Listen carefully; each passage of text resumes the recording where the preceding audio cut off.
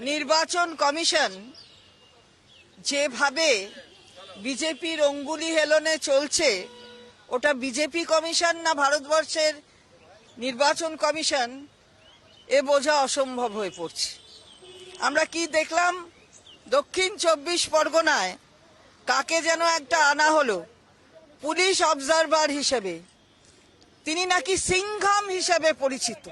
সিংঘাম, বাবা, সিংঘাম হিসেবে পরিচিত উত্তরপ্রদেশে যোগী আদিত্যনাথ যেখানের মুখ্যমন্ত্রী, তিনি সেখানকার এনকাউন্টার স্পেশালিস্ট। আমি তো বুঝে পাই না যে এনকাউন্টারের মানে কি, কখন এনকাউন্টার হয়, মানে তার মানে কি যা জেলে বন্দি থাকে তাদের বার করে দিয়ে তারপরে তাকে মারা, আসলে মারাটাই, খুন করাটাই তাদের হিসেবের মধ্যে পড়ে বলে তখন এনকাউন্টারের নামে এইসব হয়।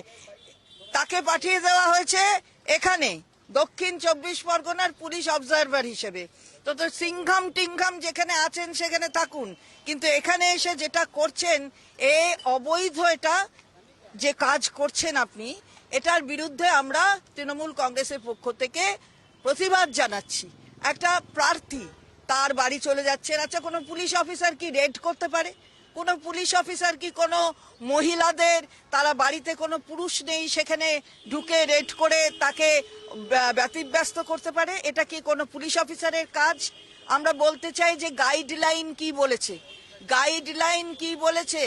ইলেকশন কমিশনের গাইডলাইন বলছে যে, আমরা দেখাচ্ছি এটা, যে ইলেকশন কমিশনের গাইডলাইন বলছে যে পুলিশ অবজারভার, অর্থাৎ যে কোনো অবজারভার, সে চোখ আর কান হবে, হাত আর পা নয়, চোখ আর কান।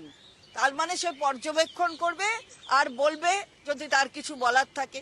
তার মানে এই নয় যে সোজা চলে যাবে, বাড়িতে চলে যাবে। এর পাস হিস্ট্রি সকলের জানার আছে, আমার বলার দরকার নেই। এর বিরুদ্ধে কি কি অভিযোগ আছে আপনারা সবাই ইতিমধ্যেই জানেন, এবং সমস্ত মানুষই জানেন যে মহিলাদের অভিযোগও এই অফিসারের বিরুদ্ধে আছে। তো এই রকম পরিস্থিতিতে দক্ষিণ 24 পরগনায় এই ধরনের একজন পুলিশ অফিসারকে অবজারভার হিসেবে পাঠানো, এটা কোন আইনি পদ্ধতির মধ্যে পড়ে? তো একেবারে পুরো নির্বাচন কমিশন কি নিজেকে একেবারে ভারতীয় জনতা পার্টির এজেন্ট হিসেবে তৈরি করে নিয়েছে? বিষয় তো সন্দেহ এমনিই বাংলার মানুষের নেই, যত যাচ্ছে দিন আরো তা প্রমাণিত হচ্ছে। আমরা এর তীব্র বিরোধিতা করি। মহিলাদের ওপর এই কেউ, কোনো পুরুষ নেই সেখানে ঢুকে যাচ্ছেন, সেখানে বলছেন, এই ধরনের এই পাওয়ার কিন্তু কোনো পুলিশ অবজারভারের ইলেকশন চলাকালীন নেই, কোনো সময় নেই। পুলিশ কি রেড করতে পারে নাকি এমনি? পুলিশ কি গিয়ে এরকম সার্চ টার্চের নামে জিজ্ঞাসাবাদ করতে পারে নাকি? আমরা এর বিরুদ্ধে আওয়াজ তুলছি। অবশ্যই ইলেকশন কমিশনে কমপ্লেন হয়েছে, সব জায়গায় কমপ্লেন হচ্ছে, যা যা আমাদের বিধি অনুযায়ী করার দরকার সেগুলো আমরা করছি। কিন্তু এটা জঘন্য একটা অপরাধ যেটা করা হচ্ছে, আমরা এর তীব্র বিরোধিতা করি। আর কি কি করবেন, আর কি কি করবেন বাংলাকে পাওয়ার জন্য? আর কি কি করবেন? বাংলার মানুষকে কিভাবে অপমান করবেন? আর কত পদ্ধতি আছে?